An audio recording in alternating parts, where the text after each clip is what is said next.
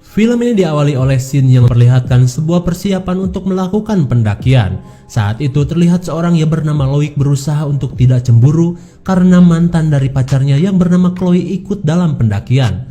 Lagian ngadi-ngadi bawa-bawa mantan segala sih. Sementara itu Karin meminta maaf kepada Chloe karena telah mengajak mantannya itu pergi bersama mereka. Tak lama kemudian mereka pun mulai melihat peta dari jalur yang akan dilewati. Tapi sebelum berangkat, seperti biasa, kewajiban dari sebuah liburan adalah berfoto dulu. Dan film Highland pun dimulai. Kemudian terlihat sebuah kawasan pegunungan indah dan jalur pendakian ekstrim yang berada di Kroasia. Lalu kelima anak muda yang berasal dari Prancis ini menuju ke lokasi pendakian dengan sebuah mobil secara mereka anak orang kaya.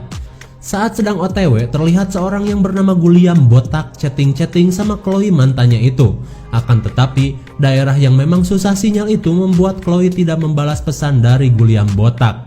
Keseruan kelima sahabat ini terlihat saat mereka menyanyikan lagu saat masa-masa SMA dulu, seperti lagu Kau Tigakan Cintaku dan lagu ST12.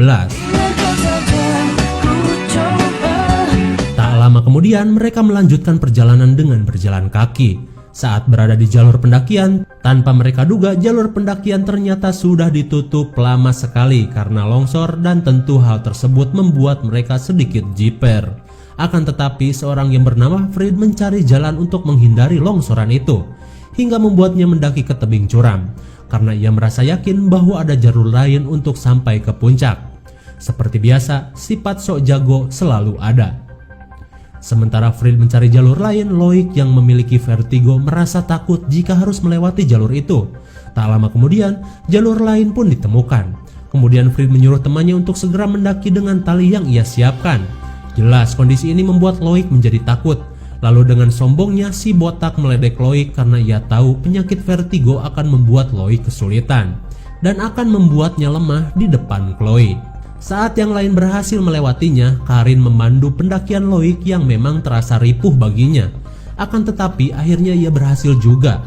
Tak lama setelah itu, Fred yang memang paling berpengalaman memandu mereka untuk pendakian selanjutnya. Singkat cerita, akhirnya mereka sampai di sebuah jembatan gantung yang tentu harus mereka lewati. Tak lama kemudian, mereka pun mulai beraksi. Fred begitu terlihat jago di depan para kewes-kewes cantik. Kemudian disusul teman-temannya untuk melintasi jembatan itu secara bergiliran. Namun saat giliran Loic, seperti biasa ia merasa takut dan ngadeg-deg ripuh. Lalu tiba-tiba, karena penyakitnya, Loic melihat pijakan di depannya seolah menghilang hingga membuatnya pusing. Melihat keadaan itu, Karin dan Chloe berusaha menghampirinya. Akan tetapi, mereka tidak sadar dengan jembatan yang kelebihan beban. Saat Loic dan Chloe berhasil melewati jembatan, mereka kaget dengan penahan jembatan yang akan terlepas. Sementara itu, Karin masih berada di jembatan. Mereka pun memberitahu Karin untuk segera bergegas. Akan tetapi, jembatan mulai kehilangan kestabilannya. Keadaan itu membuat Karin tidak bisa melangkah hingga akhirnya ia bergelayutan pada tali. Lalu tiba-tiba, pijakan dari jembatan itu pun akhirnya terputus. Kemudian Fred berusaha menolong Karin dengan tali dan menariknya. Untung saja Karin pun selamat sebelum jembatan benar-benar putus. Singkat waktu, mereka akhirnya melanjutkan pendakian dengan melewati sebuah tebing lagi. Akan tetapi, mereka kesal karena tali kehidupan yang dipakai untuk melewati tebing terputus karena sudah lapuk. Kondisi ini membuat Fred dan Karin berusaha mendaki. Siapa tahu ada jalur lain yang bisa mereka gunakan. Sementara Loic dan yang lainnya menunggu dan bertahan di tebing itu. Akan tetapi, tempat yang sangat curam itu membuat Loic sangat ketakutan. Kemudian Chloe menyuruhnya untuk bertahan dengan tali yang mengikat pinggangnya dan melepaskan genggaman Loic yang gemetaran. Perkataan kekasihnya itu membuat Loic ingin mencobanya, hingga Rupanya penyangga tali malah terlepas karena tak kuat menahan beban. Tak lama kemudian, mereka berdua akhirnya bergelayutan dengan hanya sebuah tali. Karena kondisi ini, mereka bertiga pun panik dan cuman bisa berteriak, "Tulung!" Sementara itu, Frid dan Karin tidak menemukan jalur yang mereka cari. Akhirnya Frid pun merasa kesal. Lalu tiba-tiba ranjau itu membuat Frid terluka parah di kakinya, dan mereka pun tidak bisa membuka jebakan beruang tersebut. Akan tetapi, Frid menyuruh Karin untuk segera menyelamatkan teman-temannya terlebih dahulu. Lalu saat Frid sendirian, ia mendengar suara langkah seseorang asrok-asrokan di ruyuk. Lama-lama suara itu pun semakin mendekat. Lalu tiba-tiba, sambil ketakutan ia mengira itu adalah Karin. Akan tetapi, jebakan itu menarik Frid hingga jatuh ke dalam hutan. Kira-kira apa ya? Jelas psikopat lah, masa ia monyet. Lalu kita kembali ke Loik. Mereka yang masih tertahan pada tali hanya bisa berteriak sambil menunggu bantuan. Untung saja tak lama kemudian Karin pun datang untuk menolong mereka. Hingga pada akhirnya mereka pun selamat. Lalu saat Loik melihat si botak sok perhatian sama pacarnya, jelas ia sangat cembokur parah. Ia hanya bisa bersabar untuk pacar tangkuraknya itu. Kemudian mereka pun bergegas ke tempat Frid yang sedang terluka. Akan tetapi Frid sudah menghilang dan hanya menemukan jebakannya saja. Mereka pun kebingungan kemana sebenarnya si Frid itu. Lalu mereka pun mencarinya. Saat memasuki hutan, si botak mengatakan bahwa ia akan merebut kembali Chloe untuk menjadi kekasihnya. Loik tentu saja marah. Si anjir nekat emang. Mungkin si botak mempunyai prinsip sebelum janur kuning melengkung terobos ajalah anjim. Mereka pun baku hantam. Lalu tiba-tiba sebuah jebakan lain berhasil membuat Chloe masuk ke dalam lubang. Karin berusaha menyelamatkannya. Lalu tiba-tiba hampir saja besi tajam itu nyocol di matanya. Setibanya di dasar lubang, Karin menemukan Chloe masih dalam keadaan hidup. Tapi ia tertusuk besi di tangannya. Sembari ketakutan, Karin berusaha melepaskan besi dari tangannya itu. Hingga pada akhirnya Karin pun berhasil membawanya kembali ke atas. Dan si botak gak bergun samsek, apalagi si bencong Loik. Singkat waktu, malam pun tiba. Pasti kalian bosan dengan kalimat itu ya, bodo amat ah. Cuaca hujan menambah suasana di hutan itu semakin mencekam.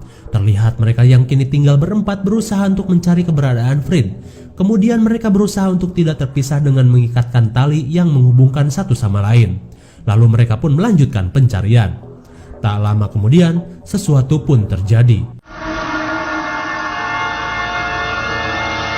Sebuah panah asmara menembus jantung Karin. Lalu ia pun kaget saat melihat tali yang menghubungkannya dengan teman-temannya sudah terputus. Tapi karena posisi Karin yang tidak berada jauh, semua temannya pun mencari dan berusaha untuk menolongnya. Lalu tiba-tiba, seperti halnya Frid, Karin pun didudut sesuatu yang misterius itu. Mereka pun tidak bisa menyelamatkan Karin yang entah dibawa kemana. Singkat waktu, mereka pun melanjutkan perjalanan untuk mencari teman-temannya yang menghilang. Hingga suatu ketika, mereka melihat sebuah bangunan di tengah hutan. Roman-roman rumah kopet ini mah.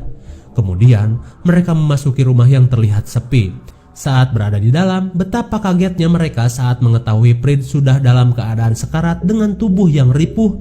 Tak beberapa lama setelah mereka menghampirinya, Frid pun tewas. Oh tidak, liburan berujung maut. Tapi mau bagaimana lagi? Lalu mereka teringat akan tas milik Loik yang dibawa Frid. Kemudian si botak berusaha untuk mencarinya. Saat si pentul korek memeriksa setiap ruangan, ia melihat banyak sekali hal menyeramkan yang menunjukkan bahwa si pemilik rumah adalah seorang pemburu. Entah itu psikopat atau orang leweng, belum jelas. Lalu ia melihat tulisan bernama Anton. Dan hingga pada akhirnya ia berhasil menemukan tas milik Loik. Tapi tiba-tiba sebuah kepala manusia membuat kaget si botak. Saat si botak akan memberitahu Loik, ia malah ditendang dan dikurung di ruangan itu. Karena ia merasa kesal si botak selalu menggoda pacarnya yang sangat bohai itu. Kemudian Loik mengajak Chloe untuk segera meninggalkannya di tempat tersebut. Tapi tiba-tiba seorang psikopat gunung yang sedang membawa Karin mengagetkan mereka. Pertarungan pun tidak terhindarkan. Tapi apalah daya, psikopat yang tinggi besar itu tidak mudah untuk dikalahkan. Karena apa? Karena psikopat kuat. Tak lama kemudian, Chloe pun berusaha untuk melawannya. Namun jelas ia ripuh tidak berdaya. Dan parahnya, pacarnya yang letoy itu malah melarikan diri daripada menolong si Bohai. Aduh, pacar macam apa itu? Kengerian psikopat mengalahkan besarnya cintaku padamu. Hingga pada akhirnya Chloe dan si botak ditahan psikopat itu. Saat mereka berusaha untuk melepaskan ikatan, terdengar psikopat itu sedang memotong-motong badan temannya yang sudah tewas. Mereka pun hanya bisa mendengar kengerian dari kelakuan psikopat gunung. Hingga tiba waktunya, kini giliran Chloe yang akan dieksekusi. Oh jelas, begitu banyak daging tersimpan di tubuh Chloe. Saat psikopat sudah ready untuk mencincang kebohaian si Chloe, si botak berusaha melepaskan ikatan itu dan akhirnya terlepas juga. Tapi ia masih terkunci di ruangan tersebut. Dengan leluasa, psikopat itu pun akan membunuh si Bohai, tapi tiba-tiba Loik pun untung saja kembali. Mungkin ia takut diputusin, itu juga kalau selamat sih. Untungnya ia berhasil menggagalkan perbuatan psikopat itu. Psikopat yang merasa kesal pun langsung mengejarnya. Ia pun lari seedan-edannya. Sementara itu Chloe yang berhasil melepaskan ikatan langsung menyelamatkan mantan terindahnya. Kemudian mereka melihat jasad Karin yang sudah tewas di tempat itu. Lalu dengan memberikan sebuah pisau, si botak mengatakan untuk segera meninggalkan tempat itu. Tapi Chloe bilang bahwa mereka harus mencari Loik terlebih dahulu sebelum kabur. Ucapan mantannya itu jelas membuat si botak kesal. Singkat waktu, malam berganti siang. Chloe dan si botak akhirnya meninggalkan rumah dari psikopat itu, sementara Loik yang masih diburu psikopat gunung dengan panahnya.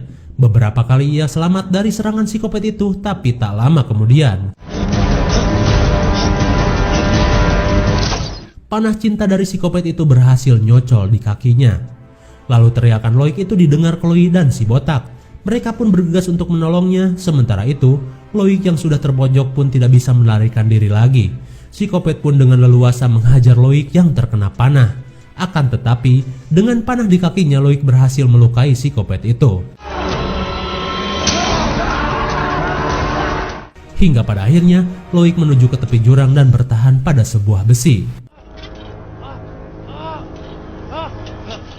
Namun tiba-tiba, psikopat pun menghilang dari pandangannya, seolah ia menunggu kedatangan teman-temannya. Tak lama kemudian, Chloe dan si botak pun tiba di tempat itu dan berusaha menyelamatkan Loik. Lalu si botak mencoba menarik tangan Loik. Akan tetapi, usahanya itu hanya sandiwara saja. Karena sebenarnya, si botak ingin Loik mati agar Chloe bisa ia miliki kembali dan melakukan adu gabrut seperti waktu SMA dulu. Ia pun berkata seolah tidak kuat lagi menolongnya. Hingga tiba-tiba Loik akhirnya terjun bebas dari jurang itu. Sandiwara pun berhasil membuatnya mati.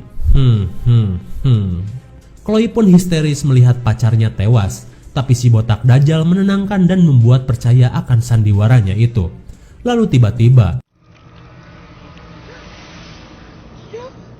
panah dari psikopat itu bersarang di kepala si botak. Modar tah, sirna sudah impian adu gabrutnya itu. Mengetahui mantannya itu tewas, Chloe akhirnya berusaha melawan psikopat itu. Perlawanan Chloe bisa dibilang cukup membuat repot psikopat gunung itu. Tapi percuma saja, karena psikopat terusin guys. Saat Chloe sudah tidak berdaya, ia pun teringat akan sesuatu. Ia pun memanggil psikopat itu dengan nama Anton. Psikopat itu pun seolah trauma mendengar nama itu. Melihat kesempatan itu, Chloe pun membawa pisau dan menyabetnya. Psikopat itu pun berhasil dilumpuhkan. Tapi seperti biasa, film seperti ini tidak pernah memastikan kematian dari setiap psikopat. Gua juga bingung cuy. ia lebih memilih meninggalkan psikopat itu sekarat. Lalu, Chloe dengan santuy dan yakin pergi dari tempat itu dengan flying fox. Namun seperti biasa, tidak semudah itu. Karena psikopat mah kuat, dengan tenaga yang tersisa, psikopat itu menggunakan pisau untuk memutus flying fox yang digunakan oleh Chloe. Dan Chloe pun jelas saja modar.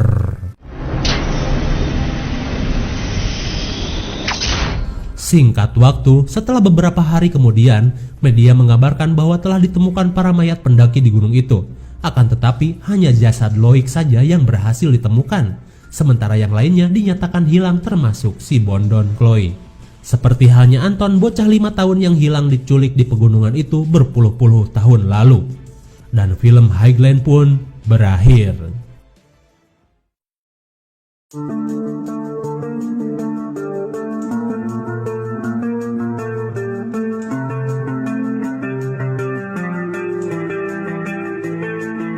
Bagaimana? Cukup menegangkan bukan? Sosok psikopat gunung dalam film ini bisa diasumsikan sebagai seorang bocah bernama Anton yang dulu telah hilang. Karena ia telah lama berada di hutan hingga bisa dipastikan ia memiliki jiwa yang barbar dan berubah menjadi psikopat gunung. Namun apakah ia masih hidup dengan luka di lehernya? Oh jelas, karena apa? Pinter. IMDb untuk film ini adalah 5,6 dan menurut Sakayang cocok diberi nilai 6,0. Karena cerita di film ini tidak hanya menyajikan ketegangan dari sosok psikopat saja, tapi diawali dengan suasana mencekam saat pendakian. Apalagi dengan sosok dua kewes-kewes bohai nan seksoy. Mungkin segini saja review dan pembahasan film Highland 2009.